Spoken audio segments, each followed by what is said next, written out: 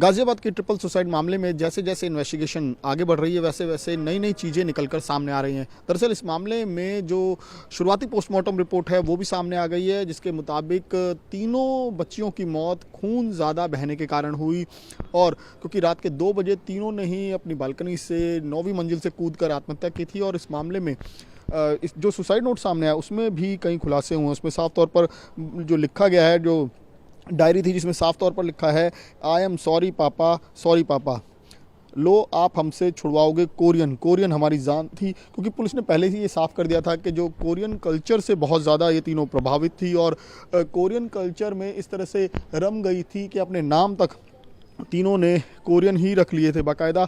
इसको लेकर भी पुलिस जो है वो अपनी जांच को आगे बढ़ा रही है। तीनों ने अपने नाम जो हैं वो अलीज़ा, सिंडी और मारिया रख लिए थे, जो कोरियन जो नाम होते हैं उस तरह के नाम रख लिए थे। तो सुसाइड नोट में भी साफ तौर पर इसका जिक्र है कि इन्होंने तीनों ने जो जिक्र किया है सुसाइड नोट में यही कहा है कि पापा आप हमसे कोरियन छुड़वाना चाहते थे, लेकिन आप ये नहीं समझ पाए कि हम कोरियन से कितना प्यार करते हैं, कितना ज़्यादा लगाव है।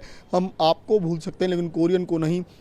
और जो जानकारी सामने आई है कि दरअसल कुछ दिनों पहले जो बच्चियों के पिता हैं चेतन, उन्होंने बच्चियों से मोबाइल छीन लिया था। बाकायदा एक मोबाइल के बारे में ये भी जानकारी मिल रही है कि उस मोबाइल को बेच दिया था और बच्चे के जो परिवार हैं उनकी जो आर्थिक स्थिति है वो बहुत कमज़ोर थी।